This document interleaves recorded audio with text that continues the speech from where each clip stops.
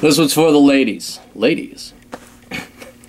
Who is that guy from the Old Spice? I'm on a horse. Whatever. I'm not that guy. I don't look anything like him. And I'm going to give you fashion advice. I kept wanting to say financial advice. I'm going to give you fashion advice.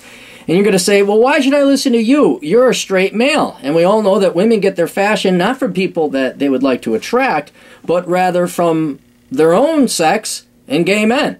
Because that's where all the fashion... And it makes complete sense. So why would you dress to attract members of the opposite sex? And the perfect example of this, because it doesn't really agitate me, but it's now becoming a pet peeve because it's so common. And I guess what really makes it a pet peeve is that it just shows the conformity among you ladies, where it's like, are you going to do it? I'm going to do it. No, unless you, are you, okay, well, let's convene. No, but wait, now you're going to, oh, but now she said, oh, we're all, okay, now, on the count of 3, 1, 2, 3, maxi dress. Standardization, conformity, boringness. All right, it's not even that I don't like the maxi dress, all right? It's that I can't walk outdoors without seeing every freaking woman wearing one. And they're not that great. They aren't. They're very bland. Now, before you get into it, well, I know what you're saying.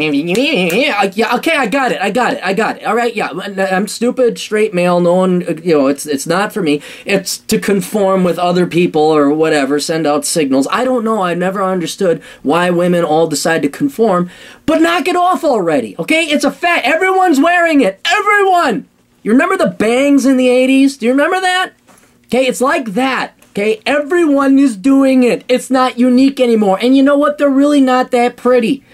They're not that flattering. They just, it's a lot like, here's exactly what it's like, okay? I'll tell you this story, 2 different towns. There's St. Paul and there's Minneapolis. St. Paul didn't tear down its old buildings, okay? They tore down some, but they didn't tear down all of them. So when you go to St. Paul, you still see pretty, beautiful architecture.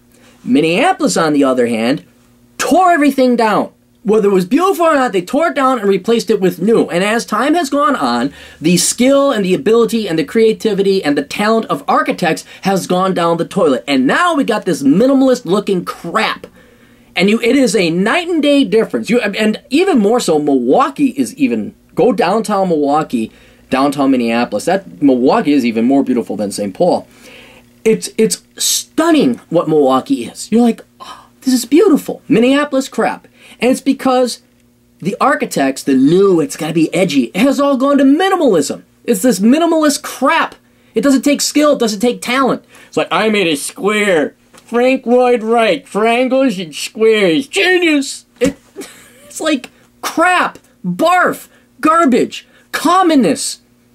Soon it will get to the point that it's like Soviet-era style blocks of gray and no creativity. It'll look like a military encampment from Star Wars. It'll just be boring. And that's what the maxi dress is. It's conformity. It's compliance. It's not beauty. It's not unique. It's not creative. It's not fashionable.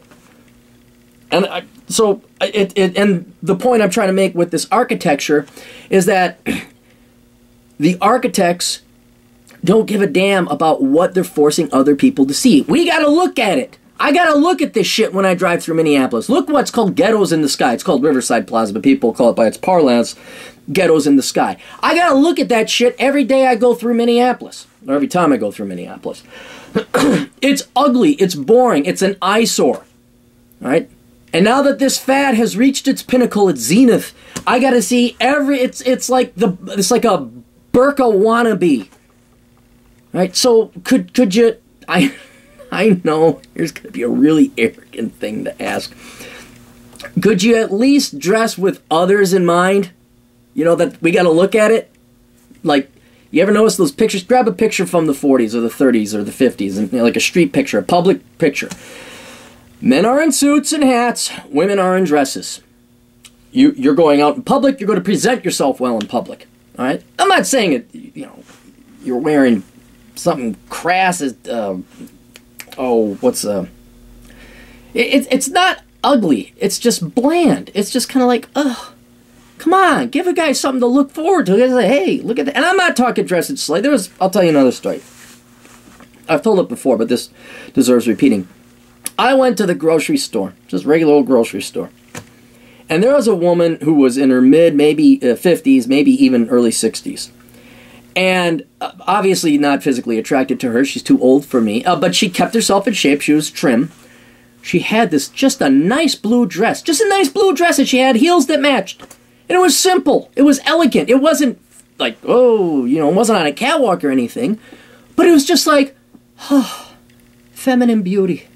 Right there. And it was like looking at a rose, except it blue, in an blue dress and in form of a woman. But it was just like, look at that. It's just like, and it was like getting a shot of adrenaline, like, now I will go and work a little harder today. Now you've inspired me towards something. You've fired up the old broken heart pump engine desire for women. It was just, and not even sexual desire. It was just like, I'll fight for that. That's beautiful. Now, if every gal did that, then well, if we all were, we'd all be conformists. But I'm not saying you all wear blue dresses. I'm just saying, if you didn't just do it, you just stood out. Just did something nice. Sundresses, summer dresses, where are those? No, everything, we got to wear the half burqa. Anyway, just to let you know, if I can identify it's a fad, the maxi dress, if I can identify it, stupid straight white male, not even... Well, hey, wait a minute, everyone's doing that. And then it really is a bubble, and it really is a fad, and like 80s bangs, it's going to go away. So hopefully we can accelerate the demise of the maxi dress and move on to something, I don't know, sharp late 40s-ish, maybe? Toodles.